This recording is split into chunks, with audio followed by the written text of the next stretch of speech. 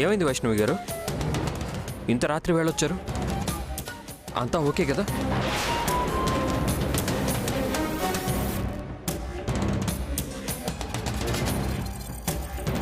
అత్తయ్య గారే రమ్మని ఫోన్ చేశారు. ఎందుకు రమ్మన్నావు రేఖ?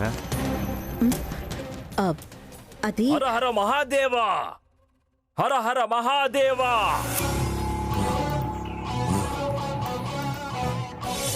శివాజ్ఞ తొందరపడ్డాను బిడ్డా.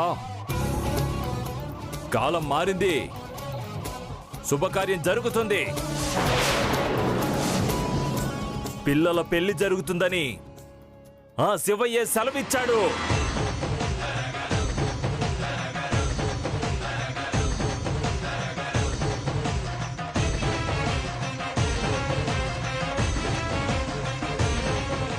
జాడ చెప్పాడు. నేను ఈ అమ్మకు చెప్పాను, ఈమె ఈ అమ్మకు చెప్పించింది. అంటే మా పెళ్లి జరగచ్చా? జరగచ్చనే కదా దేవుడు ఇల్లు చూపిస్తే ఇక్కడికొచ్చాడు. దేవతలాంటి మీ అమ్మగారు సంతోషపడి నన్ను పిలిచారు. అర్ధరాత్రి లేపినా కూడా హ్యాపీ మాట చెప్పావమ్మా.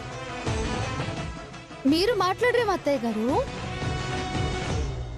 మీ ఇంట్లో మీ మాటే వేదవాక్కు, శిలా శాసనం కదా. చెప్పండి అత్తయ్య గారు. ఎవరు చెప్తే ఏ? అలా ఎలా? ఎవరి మాట వారిదే. అవును, తను చెప్పేది నిజం. తారక్ మిథునల పెళ్లికి నేను ఒప్పుకున్నాను.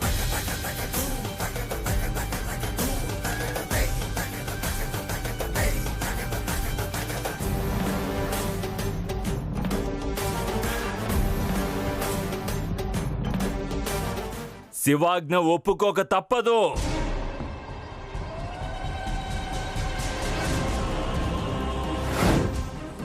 చాలా థ్యాంక్స్ మమ్మీ. ఆహా, పడమటి సంధ్యారాగం సీరియల్ ప్రోమో చూసినంత ఆనందంగా ఉందమ్మా. హా, ఈ సంతోష సమయంలో మనం ఒక సెల్ఫీ తీసుకుందామా అత్తయ్య గారు?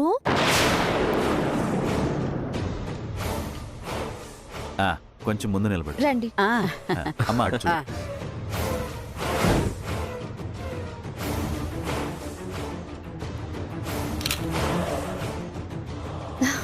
శుభాష శీఘ్రం అంటారు. శుభలేఖలు మార్చుకుందామా అత్తయ్య గారు?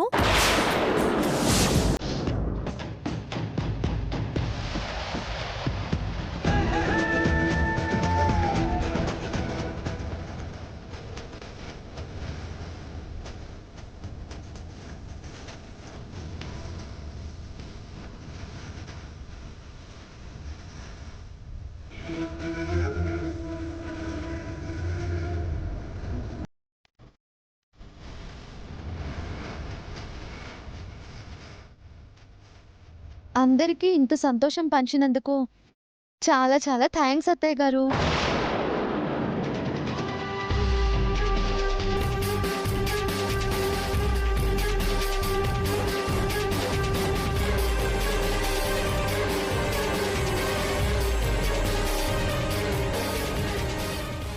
మళ్ళీ పిచ్చి ప్రయత్నాలు ఏవైనా చేస్తే నాలో కొత్త యాంగిల్ చూడాల్సి వస్తుంది. రేపు మా ఇంట్లో సంప్రదాయబద్ధంగా గోరింటాకు ఫంక్షన్. అదే మెహందీ. మీరందరూ తప్పకుండా రావాలి. తప్పకుండా వస్తామమ్మా. అసాధ్యాలు సుసాధ్యాలు చేయడం నీ వల్లే అవుతుందమ్మా. వస్తాను అంకుల్. క్షేమంగా వెళ్ళిరమ్మా. వస్తానత్తయ్య గారు.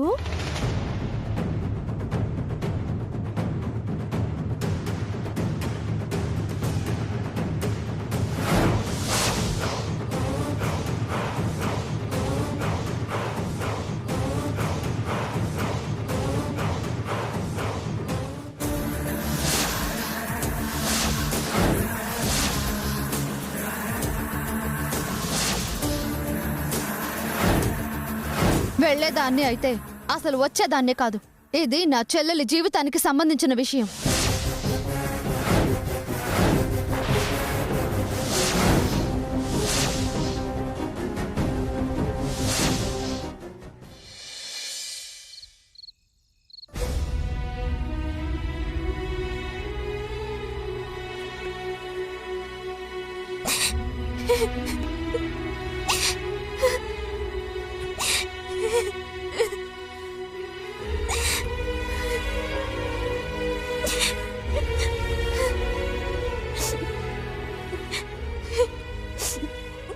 ఏంటి నాన్న ఇది? వీళ్లకు ధైర్యం చెప్పమని పంపిస్తే వీళ్లతో పాటు మీరు బాధపడుతున్నారు. బతుకులన్నీ చీకటితో అలుముకున్నాక ఏ ధైర్యంతో వెలుగు కోసం ఎదురు చూడమంటావమ్మా? మేఘం కమ్మినంత మాత్రాన చీకటైపోదు. అమావాస్యతో చంద్రుడు అంతర్ధానం అయిపోడు కదా నాన్న. పౌర్ణమికి పుంజుకుంటాడు.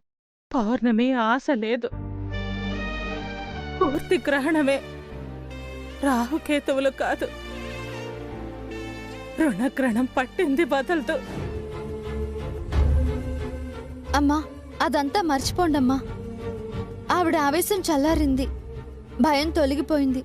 నేనిప్పుడే ఆవిడతో మాట్లాడి వస్తున్నానమ్మా. వివరంగా కారణాలు చర్చించాను. అమ్మా, అత్తయ్య గారు మిథున తారకుల పెళ్లికి ఒప్పుకున్నారమ్మా.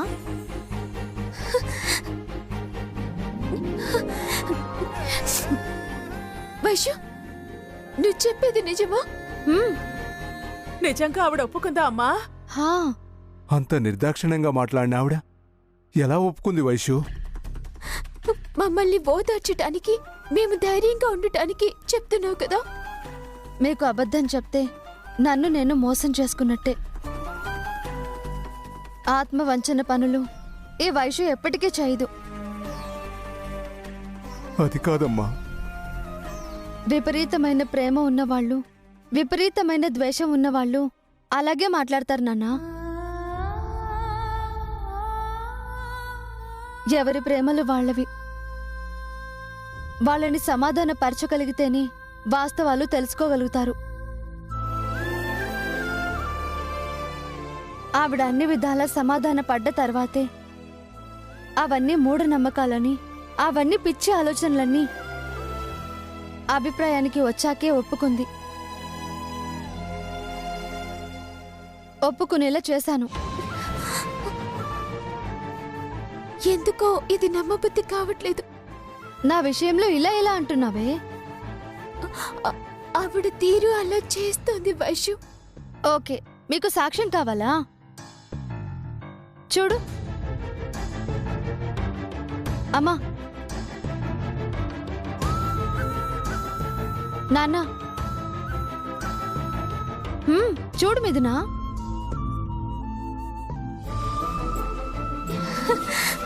వైశ్యు,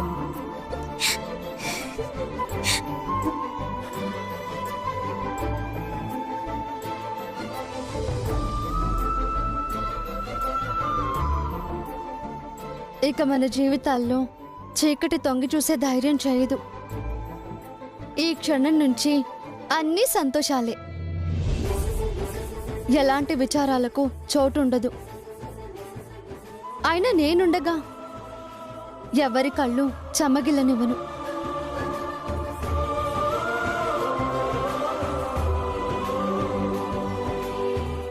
మా అందరి కన్నీళ్లు తుడిచే బంగారు తల్లివమ్మ నువ్వు.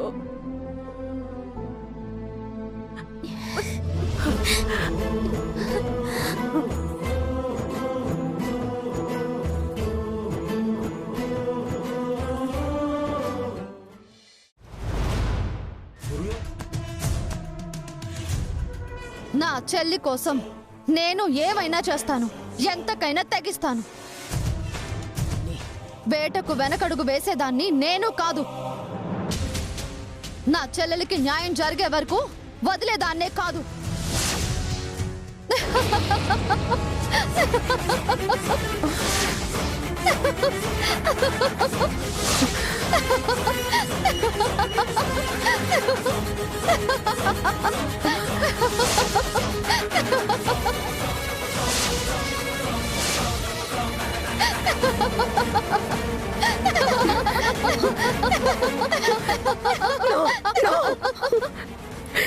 No!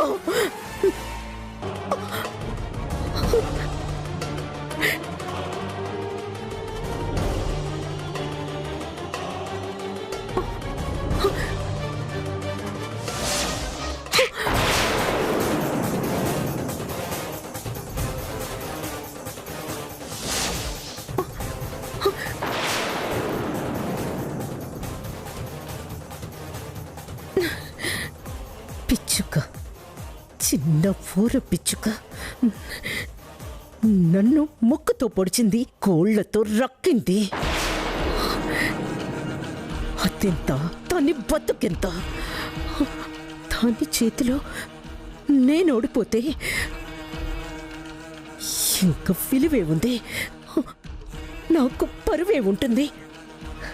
నన్ను మించిన తెలివి కలవాళ్ళు, నన్ను ఢీకొట్టే శక్తి కలవాళ్ళు ఉండరు అనుకున్నాను. కానీ ఆఫ్టర్ ఆల్ ఆ వైష్ణవి నన్ను ఎన్నిసార్లు అవమానిస్తుందా? నాకిష్టం లేని మిథునతో నా కొడుక్కి పెళ్లి చేస్తుందా?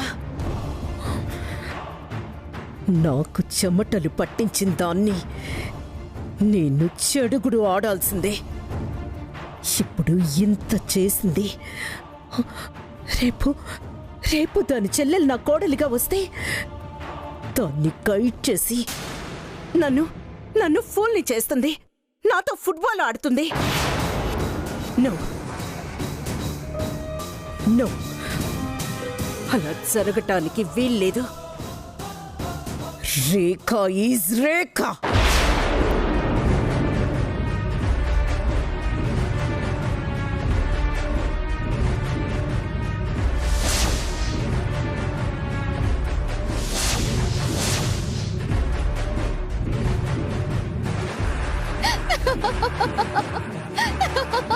మళ్ళీ దాపురించావే. నేనంటే ఎంత అలుసైపోయానే. అత్తయ్య అంటూ నన్ను బసవన్నలా తలాడించేలా చేస్తావా? నిన్ను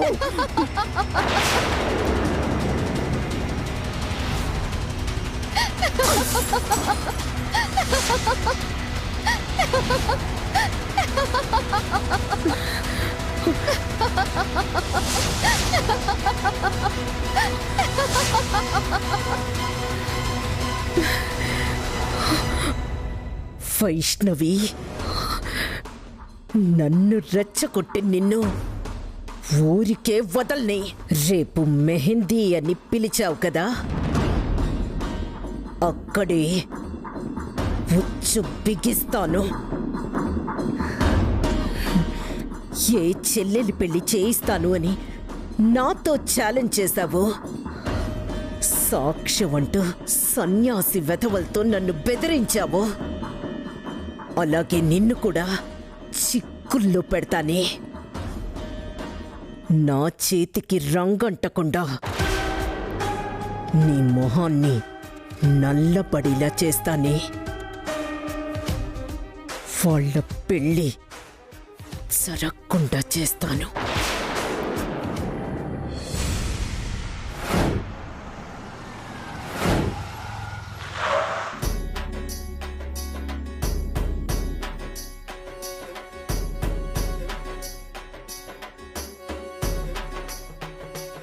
రండి. నమస్కారం అండి. నమస్కారం చెల్లెమ్మ. నమస్కారం బామ్మగారు. నమస్కారం వదిన నమస్కారం గారు. బావగారు. నమస్కారం అండి.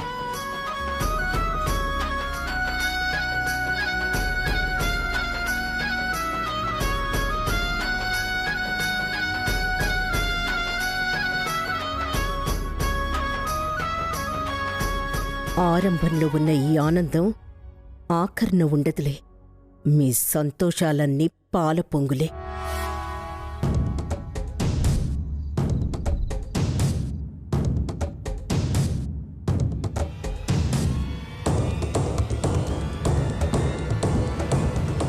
మీ ఇంట్లో మీ వాళ్ళ ముందే అవమానాల పాలై తల దించుకోవాల్సి వస్తుంది. ముఖ్యంగా నీ కొడుకు దృష్టిలో మందరగానో శూర్పనక్కగానో సూర్యకాంతంలాగానో నిలబడాల్సి వస్తుంది. కత్తి పెట్టి కార్యం జరిపిస్తావా? నా సంగతి తెలీదే నీకు. చెప్తా.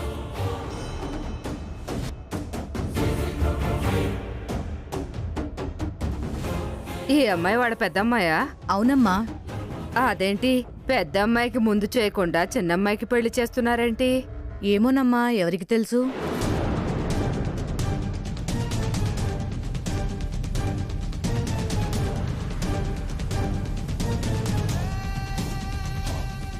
అలా చేయొచ్చా? కాలం అలా ఉంది మరి. ముందుది వెనక, వెనకది ముందు.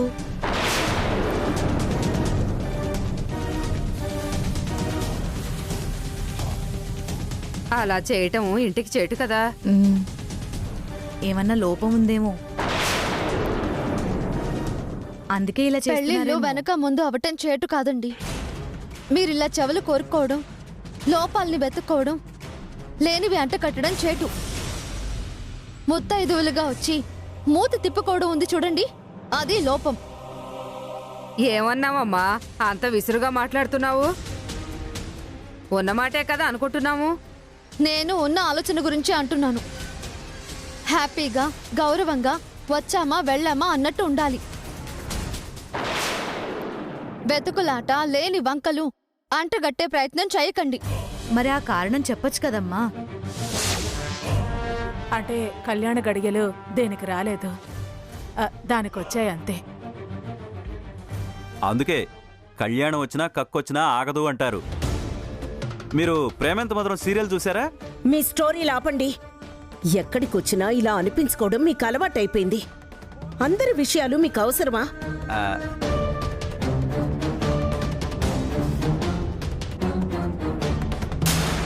అయినా మాలాంటి సంబంధాలు దొరకాలి కదా. వైష్ణవి, నువ్వు సూపర్ అమ్మా. మిఠాయి కొట్టు చిట్టమ్మవి. ఇప్పుడేగా ఆపమంది, మళ్ళీ చిట్టమ్మ గుండమ్మ అంటారేంటి? ఆ, గుండమ్మ కూడా వైష్ణవిలాగే. మ్మ్. ఆ, ఆ, ఆ, ఆ. దీనికి నోర్లు నొక్కటం బాగా అలవాటైపోయింది. మా పెద్దమ్మాయి కూడా సంబంధాలు చూస్తున్నామమ్మా. ఇంతలో చిన్నమ్మాయి కుదిరింది. వైష్ణవి వాళ్ళ నోళ్లు బాగా మూయించింది. శేఖర్ భార్యగాను వస్తే రేఖ నోరు కూడా మూత పడిపోతుంది. రండి రండి రండి. రండి.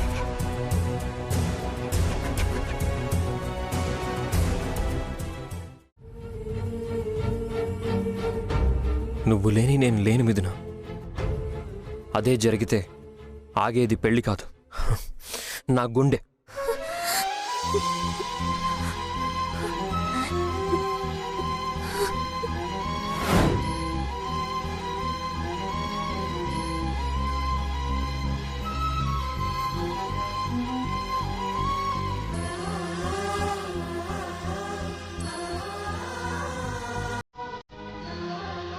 మిథున పెళ్లి సాంప్రదాయబద్ధంగా అన్ని నా చేతుల మీదుగానే జరిపించాలి.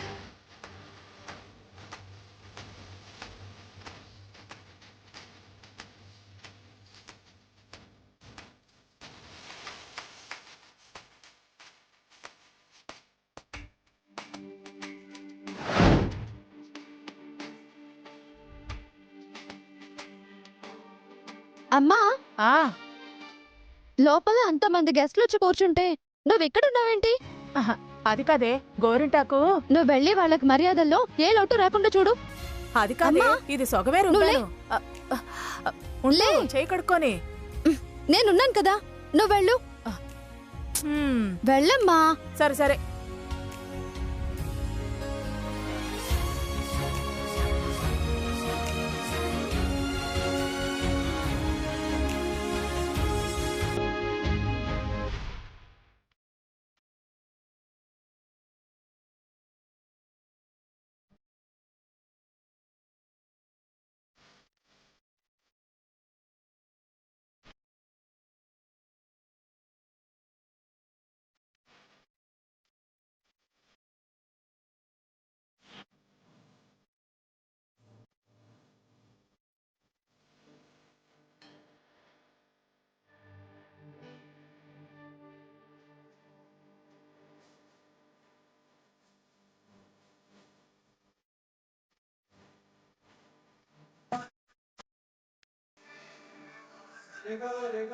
బులమ్మా,